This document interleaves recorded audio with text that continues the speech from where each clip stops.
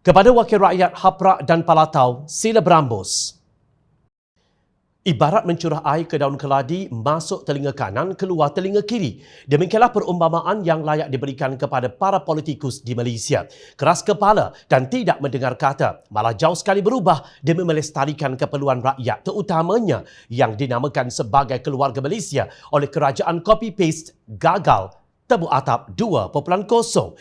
Sultan Perak Sultan Nazrin Shah pernah bertitah pelantikan Menteri Besar sebanyak 3 kali sejak pilihan raya umum ke-14 adalah satu cerminan kegagalan kepemimpinan ahli politik untuk mendapat sokongan padu dan bukannya satu kejayaan. Baginda bertitah keadaan itu bukan sejarah yang perlu dibanggakan dan sehubungan itu menggesa supaya kemelut kepemimpinan kerajaan negeri yang membabitkan jawatan Menteri Besar ditamatkan segera. Sejak berlangsungnya PRU ke-14, sudah 3 kali istiadat pelantikan Menteri Besar dilakukan. Perkara yang mencatatkan sejarah baharu yang tidak pernah berlaku dalam sesuatu penggal Dewan Undangan Negeri DUN sebelum ini. Tetapi perkara ini bukanlah sejarah yang mahu dibanggakan. Perkara yang berlaku akan tercatat dalam sejarah sebagai cerminan kegagalan dan bukannya satu kejayaan.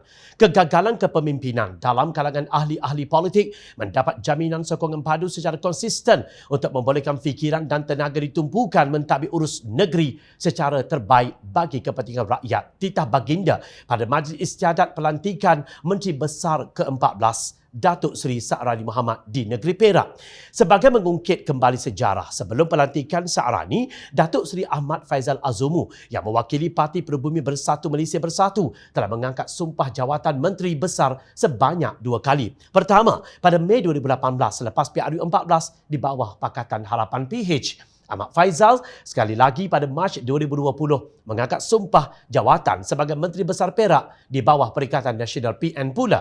Sedarkah ahli politik longkang ini bahawa rakyat meletakkan harapan kepada wakil rakyat untuk menambah baik kawasan tempat tinggal mereka, membantu menyediakan keperluan dan perkhidmatan, membantu meningkatkan taraf hidup dan ekonomi serta memenuhi sebanyak mungkin keperluan sosial mereka. Bukan hanya sekadar tahu bergaduh, berebut jawatan dan melompat sana sini macam katak kelaparan. Saling memfitnah mengeluarkan kenyataan hinaan, herdik dan maki hamun telah menjadi makanan ruji ahli politik yang akhirnya dimuntahkan kepada rakyat sehingga menimbulkan perpecahan serta perbalahan. Semalam, Sultan Selangor, Sultan Sharafuddin Idris Shah Al-Haj dalam satu kenyataan yang dikeluarkan oleh Selangor Royal Office memandang serius terhadap gejala perpecahan dalam kalangan orang Melayu, terutama pemimpin politik Melayu. Baginda yang baru sahaja menonton filem Mak Kilau yang memaparkan bagaimana perpecahan dalam kalangan orang Melayu boleh mengakibatkan pihak-pihak luar mudah menguasai orang Melayu.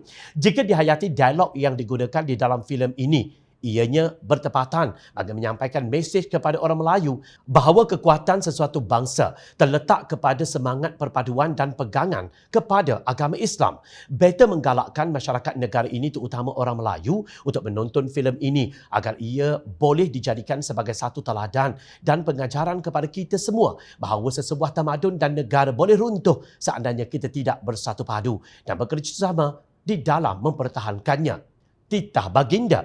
Baginda melihat perbalahan orang Melayu dan pemimpin politik Melayu yang begitu ketara sekarang ini boleh mengancam perpaduan, keharmonian, hidup rakyat pelbagai kaum serta kestabilan politik di negara ini. Baginda sama sekali tidak berhasrat untuk mencampuri urusan politik dan pentadbiran negara.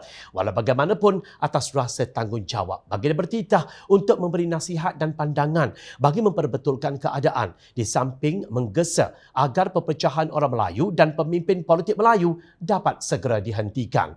Ianya adalah bagi menjamin agar kepentingan masyarakat Melayu dapat dipelihara tanpa mengenepikan hak dan kepentingan masyarakat bukan Melayu di negara ini. Titah baginda. Sewajarnya, pemimpin-pemimpin politik Melayu sedar bahawa pembangunan dan kemajuan negara amat bergantung kepada kepimpinan yang stabil. Andai kata anda semua Melayu gagal menunjukkan pemimpin yang baik dan bertanggungjawab, kaum lain akan hilang rasa hormat terhadap pemimpin Melayu dan sekaligus tidak akan memberi sokongan yang padu kepada pemerintahan orang Melayu. Di samping mengamalkan sikap kepimpinan yang baik dan tidak berbalah sesama sendiri, pemimpin politik Melayu harus juga bekerjasama dengan pemimpin parti politik kaum lain bagi menjamin pembangunan negara dijadikan keutamaan demi keselesaan hidup rakyat pelbagai kaum di negara ini.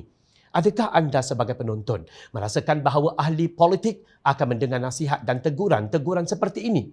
Atau kebanyakan mereka hanya tahu mendabik dada, kononnya mereka hebat, ada kuasa, ada duit. Justru mereka keraskan kepala, butakan mata dan pekakkan telinga. Manakala mulutnya hanya tahu berbohong, menipu rakyat, membinasakan negara dan bangsanya sendiri. Tolonglah ahli politik berubah atau berundur. Rakyat tidak perlukan ahli politik haprak, makan gaji buta dan palatau mentadbir negara. Sila berambus. Ingat, rakyat sentiasa memerhati.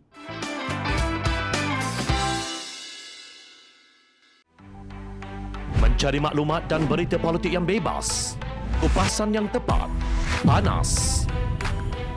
Dapatkannya secara eksklusif hanya di Jom Channel. Komitmen kami, rentasan berita Isnin hingga Jumaat.